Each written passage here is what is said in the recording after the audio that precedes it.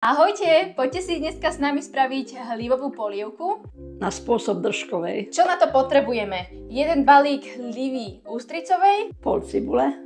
cesnak, 20 g hladkej múky, 1,5 lyžice masti. koreniny, 2 lyžičky mletej červenej papriky, majorán, mletý kmín, alebo teda drvený kmín, korenie a sol. No a potom 1,5 litra vody. Najprv rozoberieme a umieme hríby.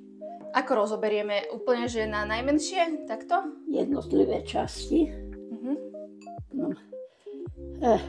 Takže...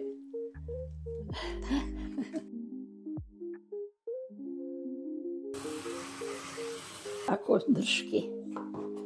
Podlhovasto. Ja som ešte nerobila držky, takže neviem, ja nemám rada držky.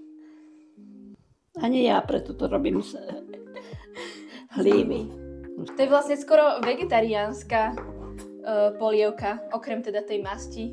Áno.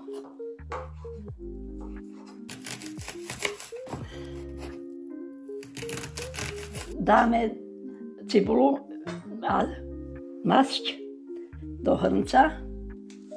Cibulka. Masť. Takže teraz opražíme cibulku do sklovita. Áno. A potom dáme ostatné. Teraz pridáme tú papriku červenú.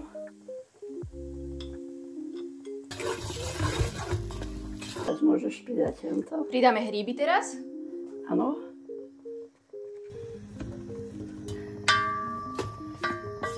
Teraz pridáme soľ.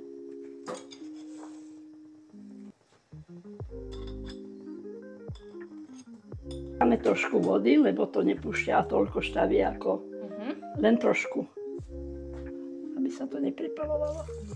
Dobre stačí. Občas zamiešame a potom necháme to dusiť asi tak pol hodiny a potom pridáme ostatné koreniny a vodu. Múku rozmiešame s týmto. Aj cesnak pridáme 10 minút pred koncom. Dolejeme teraz všetku vodu. Áno.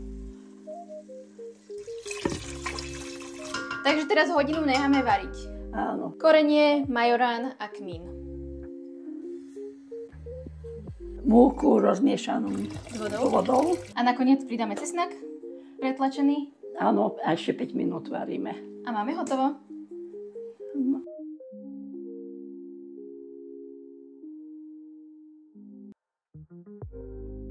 Máme navarené. Poďme ochutnať. Chuťia mi tie hríby. Výborná. Výborná. Prajeme vám dobrú chuť. Dobrú chuť.